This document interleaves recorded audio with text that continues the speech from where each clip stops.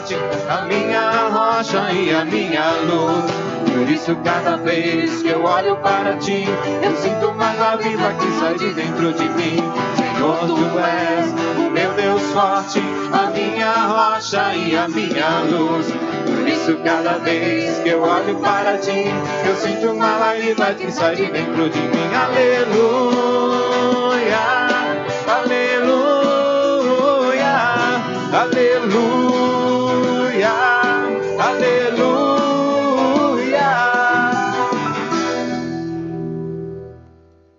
O Senhor esteja convosco. Ele está no meio de nós. Anúncio da boa nova de Jesus Cristo segundo Mateus. Glória a vós, Senhor. Capítulo 10, versículos 34 ao 11, versículo 1.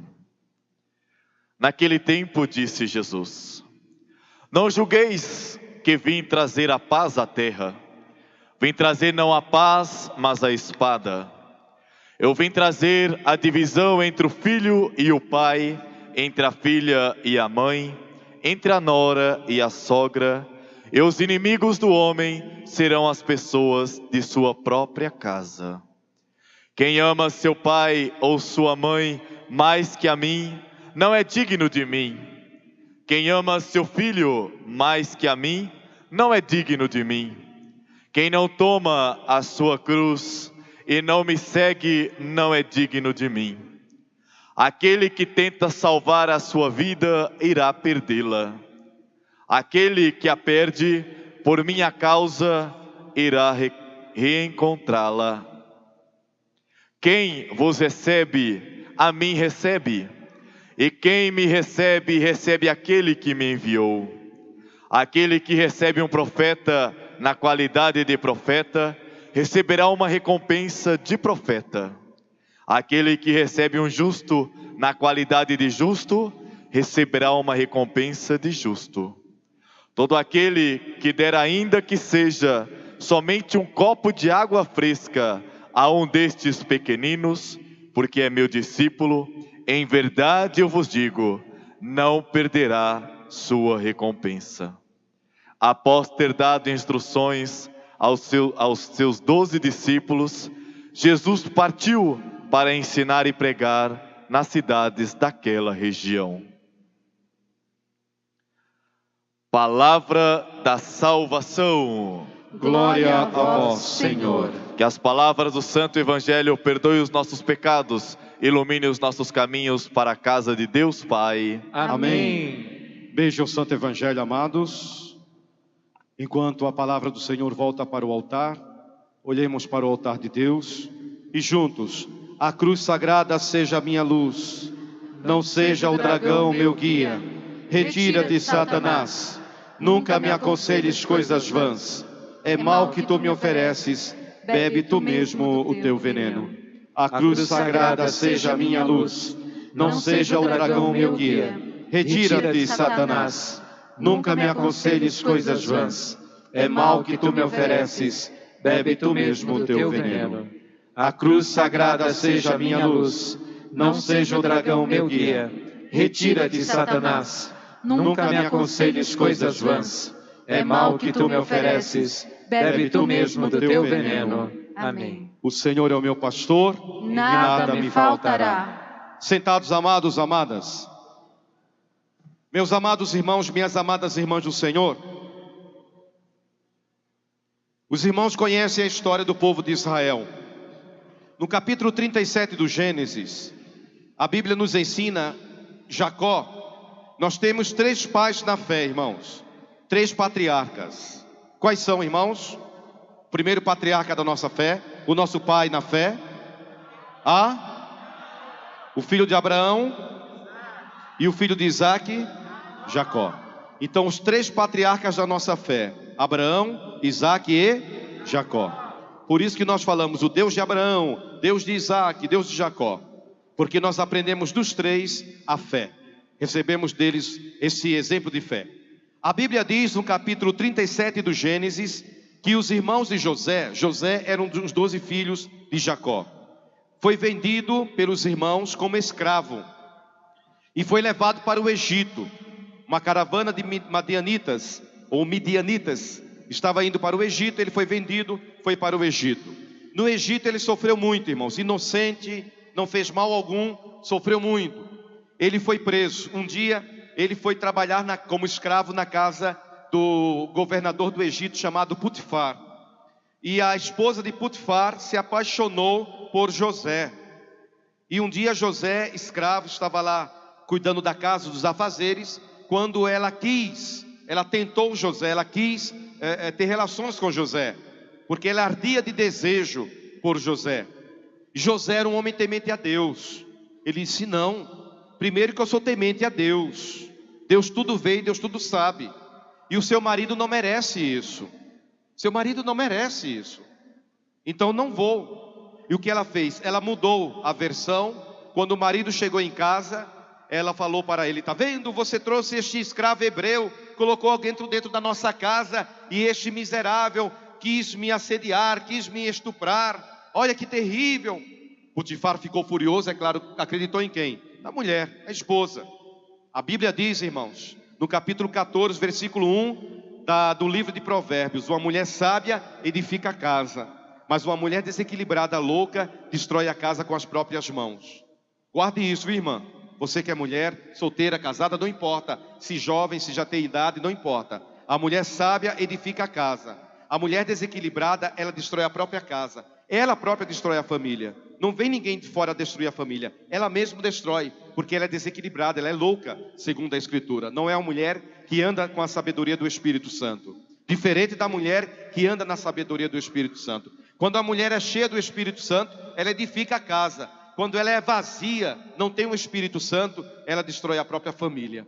Infelizmente é assim, segundo a palavra de Deus. Putifar ficou furioso, jogou José numa masmorra, numa prisão horrível, fétida, uma prisão terrível, passando fome, necessidade, naquele sofrimento terrível. A Bíblia diz, queridos, que o copeiro e o padeiro do faraó foram jogados também lá na prisão e conheceram José.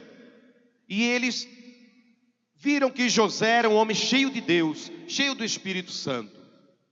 Depois que eles saíram, um foi morto, enforcado, mas o outro voltou para o palácio do faraó. Um dia o faraó do Egito teve um sonho. Primeiro sonho dele, ele viu sete vacas gordas, muito robustas, e 7 vacas magras que saíram do Nilo, do rio Nilo, e as 7 vacas magras devoraram as 7 vacas gordas. Ele acordou assustado, suando, voltou a dormir. Teve um segundo sonho. Ele viu 7 espigas cheias, grossas, bonitas, de trigo, e 7 espigas murchas, secas, que vieram e devoraram as 7 espigas gordas, cheias. Novamente ele ficou assustado, acordou assustado. Ele procurou lá os seus adivinhos, os seus encantadores, e ninguém soube falar nada para o faraó decifrar esse sonho. O padeiro do faraó lembrou, quando ele estava lá na prisão, ele conheceu um hebreu chamado José, um homem que era cheio do Espírito Santo. O faraó mandou chamar José. A Bíblia diz, queridos, que José veio na presença do faraó, fez a barba, recebeu uma roupa nova, cortou o cabelo. E quando ele chegou na presença do faraó, o faraó contou o sonho que teve. E José, cheio do Espírito Santo, da sabedoria de Jeová, ele soube decifrar o sonho. As 7 vacas gordas, bem como as 7 espigas cheias, seriam 7 anos de muita bonança no Egito, de muita fartura. Tudo que eles plantassem ia dar com fartura. As 7 vacas magras que saíram do Egito, bem como as 7 espigas murchas, seriam 7 anos de fome que aconteceria no Egito. Por isso eles deveriam durante 7 anos produzir muito, para quando chegasse os 7 anos de penúria, de seca, eles tivessem o suficiente para se manter. Faraó ficou tão impressionado com a sabedoria de José, que transformou José, um hebreu, um judeu, como um primeiro-ministro na terra do Egito. Abaixo do faraó estava José. Estou falando tudo isso para entrar na primeira leitura. Enquanto José estava vivo, ele trouxe o seu pai Jacó, os seus irmãos. É uma história muito linda. Eles ficaram 430 anos de escravidão no Egito. Enquanto José estava vivo, e o faraó amigo estava vivo, tudo bem. Mas o povo de Israel começou a se multiplicar. Aquele faraó amigo morreu, José também morreu. E os outros que vieram começaram a oprimir o povo de Israel. Começaram a escravizar o povo de Deus. E o povo se tornou um povo numeroso. Com José vieram 70 pessoas de Israel para o Egito. Depois de 430 anos, eles eram mais de 600 mil pessoas. Eles se multiplicaram demais. Por isso que na primeira leitura o faraó, ele decreta a morte dos meninos. Por quê? O povo de Israel estava se multiplicando tanto que o faraó ficou com medo. Este povo pode fazer uma rebelião e tomar o nosso trono e tomar o Egito para si. Ele decretou que todo menino, quando nascesse, naquele tempo não havia DNA, não havia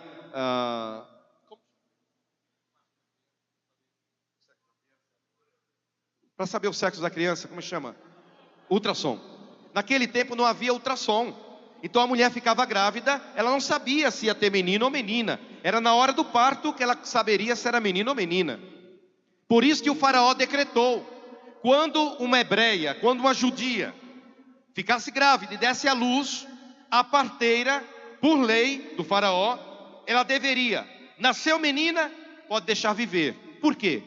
Porque mulher naquele tempo não entrava na guerra, irmãos. Quem fazia a guerra eram os homens, mulheres não. Por isso que ele deixou as meninas viverem. Quando nascesse um menino, na hora que nascia o menino, a própria parteira iria sufocar o menino até a morte. Aí começa a história de José. Então em casa vocês vão ler a história, a continuação dessa história bonita. Porque aí nasce José. Joquebede, a mãe de José, fica grávida. Eu estou falando o quê? Não, Moisés, perdão, Moisés. Joquebede, a mãe de Moisés, ela fica grávida, dá à luz, mas a parteira também era do povo hebreu. E quando viu aquele menino nascendo, parecia o Padre Wilson quando nasceu, tão lindinho, meu Deus, tão fofinho. Não sei por que a risada, irmãos, a alegria aí. Quando nasceu Moisés, a parteira não teve coragem de matar o menino, porque era do seu povo. E Deus tinha uma história na vida daquele menino. Deus havia escolhido aquele menino. Aí tem toda a história. Ela coloca no cestinho. Moisés é levado pelas águas do Nilo. A filha do faraó está se banhando nas águas. Ouve o choro de um menino. Manda buscar. Ela fica tão encantada com aquele menino naquele cesto, que ela adota aquele menino como filho. Ele cresce no Egito e um dia se torna o grande libertador do povo de Israel. Leia em casa, irmãos, a continuação dessa história é muito linda. Agora vamos para o Evangelho. Qual é o Evangelho, irmãos? Mateus 10, 34, até o capítulo 11, versículo, rapidamente, devido ao horário. O que Jesus diz? Preste atenção, igreja. Olha o que nosso Senhor diz aqui. É contraditório o que Jesus está falando aqui. Ele não é o príncipe da paz? Sim ou não? Sim. Isaías 9:5. Ele é o príncipe da paz. Ele é o Senhor da paz. E ele diz aqui no versículo 34: não penseis que vim trazer paz à terra. Não, vim trazer a espada. Peraí, mas ele não é o príncipe da paz? A gente não deseja a paz de Jesus para os irmãos? E como ele diz aqui que não veio trazer a paz, mas a guerra, a espada. Vamos entender, irmãos. Muitas pessoas acham que ter paz é não brigar com ninguém. Não brigar com ninguém. Às vezes você está com ódio de uma pessoa, mas está com um ódio mortal daquela pessoa. Vontade de matar aquela pessoa. Vontade de dar o troco na vida daquela pessoa. Mas você fala: não, eu não quero mais saber daquela pessoa. Ela vive a vida dela, eu vivo a minha vida. A gente vive em paz. Já ouvi muito isso. A gente vive em paz. Uma não fala com a outra. Não quero olhar na cara dela. Mas a gente vive em paz. Irmãos, isso é paz? Sim ou não? Claro que não, irmãos. Por quê? Enquanto a pessoa tem ódio no coração, a pessoa não tem paz. Ódio não deixa a alma, o espírito em paz. O espírito fica inquieto. Por quê? Porque a tua alma, minha alma, o meu espírito e o seu, precisa da paz de Jesus. E qual é a paz de Jesus? Não ter ódio, não ter mágoa. Esta é a paz. Por isso que ele diz: eu vim trazer não a paz, ou seja, a paz do mundo. Eu vim trazer a guerra contra as nossas próprias vontades. Eu tenho ódio daquela pessoa, mas eu oro por ela. Eu tenho ódio daquela pessoa, mas eu quero perdoar aquela pessoa. Esta é a paz de Jesus. Um coração cheio de ódio é um coração inquieto, irmãos. É um coração doente. Preste atenção numa pessoa quando ela está vivendo em paz. A paz de Jesus, não a paz do mundo. Você conversa com a pessoa, o semblante da pessoa é diferente. Não é aquele semblante pesado, carregado, que você olha e fala: nossa, como você está com um rosto fechado. Não, é um semblante sereno. Você conversa com a pessoa e é bom, é gostoso você conversar com aquela pessoa, porque ela está na paz de Jesus. Ela perdoa, mesmo que não volte à amizade, não tem problema, mas ela vive em paz. Aquela pessoa fez mal, mas você é filha de Deus, você é filho de Deus. Então, se você é filho de Deus, quem vai assumir a peleja não é você, é Deus. De quem é a peleja? Minha ou de Deus? De Deus. Se eu sou filho dele, então quem vai entrar na peleja por mim? Por alguém que me fez mal? Por alguém que me maltratou? Quem é? Deus. Você é filho dele, você é filha dele. Quando você tem filho, filha na escola, e acontece alguma coisa na escola, quem é que vai lá resolver o problema? Saber o que aconteceu? O pai ou a mãe. Você tem um pai poderoso, meu irmão, minha irmã. Viva na paz de Deus, na paz de Jesus. Libera o perdão. Não, aquela pessoa fez isso comigo, ela vai ter que um dia se ver comigo. Você é infeliz. Você é a pessoa mais infeliz da face da terra. Para com isso. Tenha a paz de Jesus. Libera. Deixa a pessoa ir embora do teu coração. Ela está morta dentro do teu coração. Ressuscita essa pessoa. Libera. Vai embora, não tem problema não. Libera. Jesus diz: eu vim trazer a divisão entre pai, o filho e o pai, a filha e a mãe, a nora e a sogra. Explicando. Quando você é de Jesus, preste atenção, irmão. Quando você é de Cristo, você vai começar a incomodar as pessoas. Enquanto você estava no mundo, enquanto você não era de Jesus, você era a melhor pessoa da face da terra. A partir do momento que você começa a vir para a luz, as pessoas que ainda estão nas trevas, começam a ficar incomodadas com você. Porque a luz que está em você incomoda aquela pessoa. Por isso que o marido, você começou a vir para a igreja, o marido começou a se levantar contra você. Começou a proibir, começou a falar mal da igreja. Seu filho, sua filha, seu pai, sua mãe, até irmão da igreja. Se você está vindo muito à igreja, o próprio irmão da igreja começa a criticar você. É ou não é? É. Está vindo muito à igreja. De novo. Irmãos, por quê? Você está na luz. E quem está nas trevas não suporta quem está na luz. Agora não é para você voltar para as trevas. É para você trazer o marido para a luz. Trazer a esposa para a luz, para Jesus. Muitas vezes acontece o contrário. Eu encontro o irmão ou a irmã. Ô irmão, você não vem mais à igreja? Irmã, eu não vejo mais você na igreja. Sabe o que é, reverendo? É porque o meu marido começou a brigar comigo. Sabe como é que é, né, reverendo? Para não ter briga em casa, não é? Então eu resolvi abandonar Jesus. Olha que coisa triste. As trevas venceram. A luz perdeu. Jesus perdeu na vida daquela pessoa. O poder de Satanás foi mais forte. Que triste isso. Ao invés da pessoa trazer Jesus, trazer a pessoa para Jesus, foi embora do altar. A Bíblia diz: crê no Senhor Jesus e será salvo tu e a tua família, tua casa. E Jesus continua falando, irmãos. Quem ama seu pai ou sua mãe, ou o emprego, mais do que a ele, não é digno dele. Eu não venho à igreja não, porque eu não tenho tempo. Eu tenho que trabalhar. Eu tenho muitos afazeres. Eu não tenho tempo para Jesus. Cuidado. Se Jesus voltar hoje, você fica e a igreja sobe. Jesus diz: quem vos recebe, a mim recebe. Entende isso?